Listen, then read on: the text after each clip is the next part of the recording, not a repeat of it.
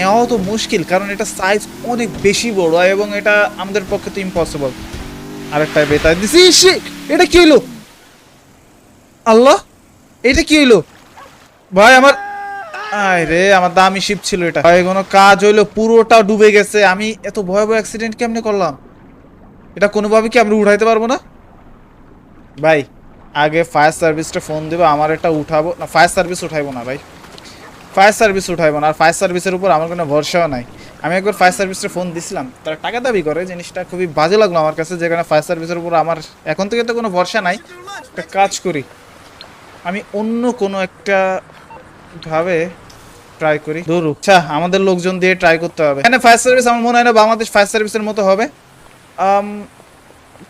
Call দেবো না? একটা ছোট একটা ডিসিশন নিতে আমার ঘন্টার পর ঘন্টা লাগতেছে। আমি ভাই ক্যারিয়ারে কিছু করতে পারবো না আমার এই ডিসিশন মেকিং এর জন্য। থেকে ভালো কথা পাড়ে ডুবছে, ওই যে ওইটার জন্য ডুবছে। দাঁড়ান, ওইটার অবস্থা যদি আমি আজকে টাইট না করছি,